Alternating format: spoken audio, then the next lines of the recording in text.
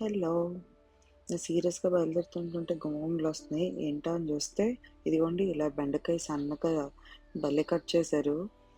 చిన్న చిన్న ముక్కల కింద చేసి, దాంట్లోకి డ్రైగా కొంచెం ఉప్పు, కారం, ధనియాల జీలకర్ర పొడి, కొంచెం మిరియాల పొడి, శనగపిండి, కార్న్‌ఫ్లోరు, మైదా పిండి వేసి, ఇంకా వాటర్ ఏం లేకుండా దాంట్లో ఏమన్నా చెమ్ముంటే దాంతో పాటే బాగా కలిపేశారు.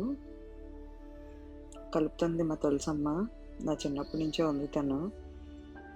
ఇదెక్కడో గాదు. మా అమ్మ వాళ్ళ ఇంట్లో చేస్తున్నారు. మా మమ్మీకి మహా సరదా అండి ఇలాంటియంటే. చూసి ఇదంతా ఇంట్లో అనుకుంటున్నారేమో కాదు. ఆవిడకి ఎక్కడన్నా ఎవరికన్నా భోజనాలున్నాయంటే సరదా పడి చేస్తా ఉంటది. హెల్ప్ చేస్తా ఉంటది.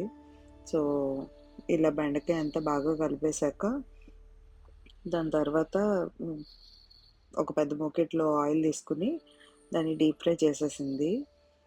కనిపిస్తుంది కదా! ఇది చూసి హోటలేనా అనుకున్నారేమో కాదు. మా ఇల్లే. అంతే మా ఇంట్లో ఎంతమందొచ్చినా భోజనం పెట్టేలాగా అన్నీ ఉంటాయి. అది ఆవిడకి అలవాటు. మాకు అలవాటయిపోయింది. చూసారా భలే ఎగుతున్నాయి గదా! అలా ఎగుతుంటుంటే పక్కనే మళ్ళీ కొంచెం ఆయిల్ తీసుకొని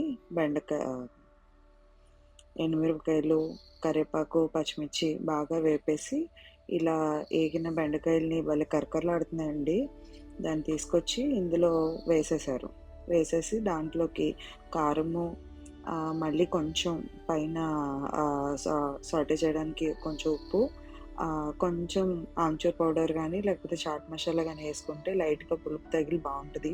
బేసిక్‌గా ఇవన్నీ ఆనియన్ గానీ, గార్లిక్ గానీ, లేకపోతే అల్లం గానీ ఏమీ లేకుండా చేసినవి.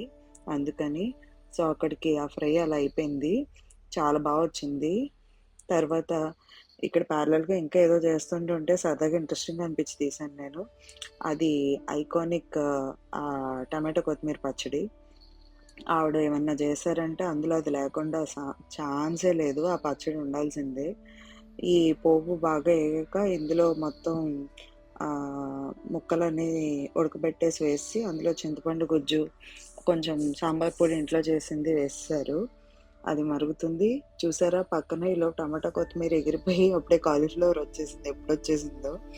సో, కాలీఫ్లవర్ పోపేసి దాంట్లోకి వేడి నీళ్ళలో పారించిన కాలీఫ్లవర్ ముక్కలు వేసి, దాంట్లో ఉప్పు, కారం, ధనియాల జీలకర్ర పొడి వేసి నీళ్ళేసేశారు. ఈలోపు ఆ పక్కన ముక్కల్లో పప్పేశారు. అది అక్కడికి సాంబార్ ఫినిష్ అయిపోయింది అప్పుడే. ఏమన్నా ఫాస్ట్‌గా జరుగుతదా అసలు వంట అసలు మా ఇంట్లో. ఈలోపు ఇందులో గ్రేవీ కోసం మరి ఆనియన్ అవి ఏమి ఎయకూడదు గదా! ఫూల్ మకానేసింది. దాంట్లోకి కొబ్బరి, గసగసాలు, జీడిపప్పు కలిపి పేస్ట్ చేసి, కొంచెం పాల మీద మీగడేసి, కొత్తిమీరేసి ఫినిష్ చేసేశారు.